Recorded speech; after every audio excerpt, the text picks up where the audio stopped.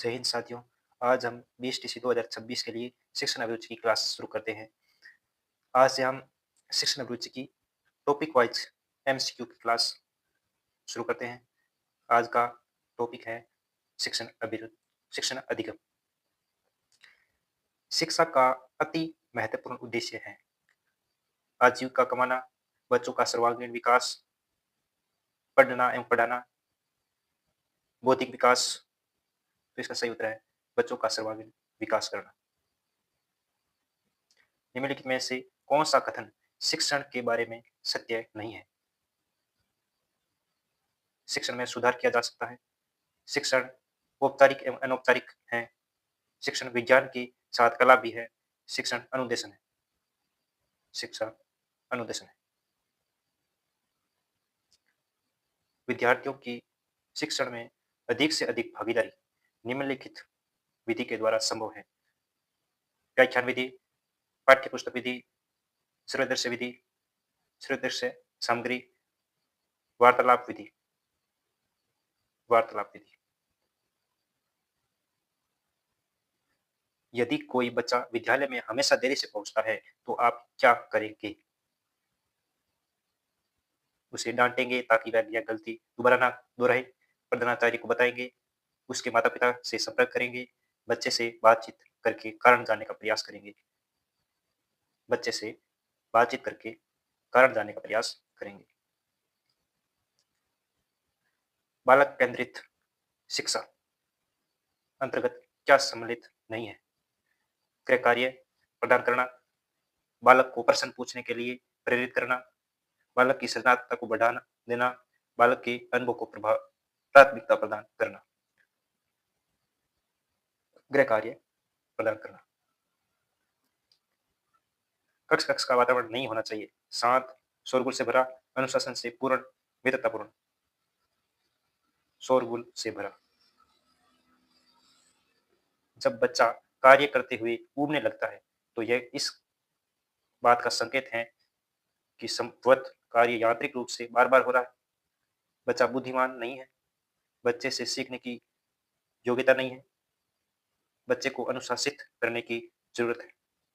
संभवतः कार्य यांत्रिक रूप से बार बार हो रहा है। बुनियादी स्तर पर मातृभाषा में शिक्षा देना बेहतर है क्योंकि यह बच्चों में आत्मविश्वास का विकास हो करेगी, अधिगम को सरल बनाएगी, बौद्धिक विकास में सहायता करेगी, प्राकृतिक वातावरण में बच्चों को सीखने में सहायता करेगी। प्राकृतिक वातावरण में बच्चों को सीखने में सहायता करेगी। एक बच्चा कक्षा में प्राय प्रश्न पूछता है। उचित रूप में इसका अर्थ है बालक शरारती है, बालक अधिक जिज्ञासु है, वह असामान्य है, वह प्रतिभाशाली है। बालक अधिक जिज्ञासु है। शिक्षण कार्य प्रारंभ करने से पूर्व शिक्षक को छात्रों को खड़ा करना चाहिए, छात्रों को मानसिक रूप से तैयार करना चाहिए, श्यामपट्ट को साफ करना चाहिए, छात्रों को चुप रहने के लिए कहना चाहिए, छात्रों को मानसिक रूप से तैयार करना चाहिए। एक प्रभावशाली अध्यापिका होने के लिए यह महत्वपूर्ण है। पुस्तक से उत्तरों को लिखवाने पर बल देना, एक सामूहिक गतिविधि के बजाय व्यक्तिगत अधिगम पर ध्यान देना, विद्यार्थियों के द्वारा प्रश्न पूछने के कारण उत्पन्न व्यवधान की अनदेखी करना, प्रत्येक बच्चे के संपर्क में रहना। प्रत्येक बच्चे के संपर्क में रहना।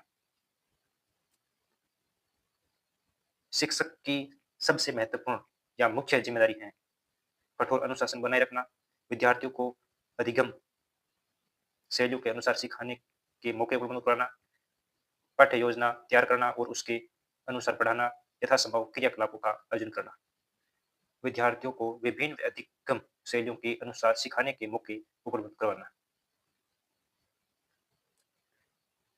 एक शिक्षक बच्चे द्वारा की गई छोटी छोटी गलतियों पर क्रोध प्रकट करता है, यह इंगित करता है वह बच्चे का शुभचिंतक है, उसमें ज्ञान की कमी है, वह कुंठित है, वह स्वेगात्मक रूप से संतुलित नहीं है।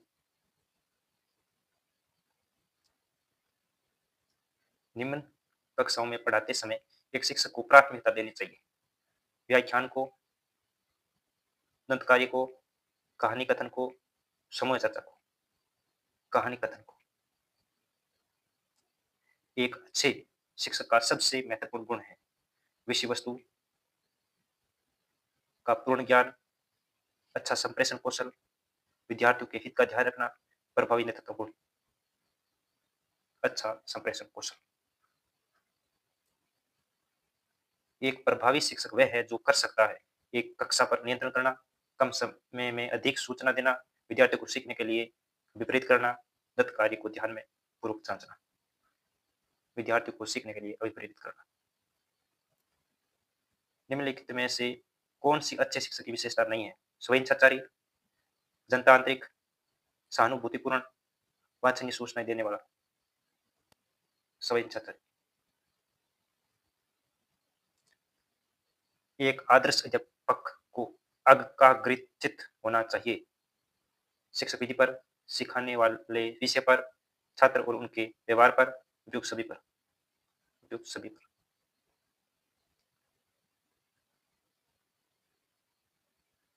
जिस कक्षा कक्ष में विविध पृष्ठभूमि से विद्यार्थी आते हो तो वहां एक प्रभावी शिक्षक समय में व्यक्तिक मित्रता को बताने के लिए उनकी सांस्कृतिक जानकारी पर ध्यान देगा, वंचित पृष्ठभूमि के विद्यार्थियों को कठिन परिश्रम करने के लिए कहेगा ताकि वे अपने साथियों के बराबर पहुंच सके, सांस्कृतिक जानकारी की अनदेखी करेगा और एक सर्वमान्य तरीके से अपनी सभी विद्यार्थियों के साथ व्यवहार करेगा, समान आर्थिक पृष्ठभूमि के विद्यार्थियों का समूह बनाएगा और उनके एक साथ रखेगा, सांस्कृतिक जानकारी की अनदेखी करेगा और एक सर्वमान्य तरीके से अपने सभी विद्यार्थियों के साथ व्यवहार करेगा। एक समय सामान्य कक्षा में अध्यापक का सर्वाधिक ध्यान किस मनोवैज्ञानिक तथ्य पर केंद्रित होना चाहिए? शिक्षण तकनीक, शारीरिक क्षमता, व्यक्तिक विभिन्नता, पारिवारिक स्थिति। व्यक्तिक विभिन्नता। जब एक शिक्षक यह समझता है कि स्वाभाविक रूप से लड़के गणित में लड़कियों से अच्छे हैं, यह दर्शाता है कि अध्यापक लिंग पक्षपाती हैं, शिक्षाप्रद, सही दृष्टिकोण वाला, नीतिपरक। लिंग पक्षपाती।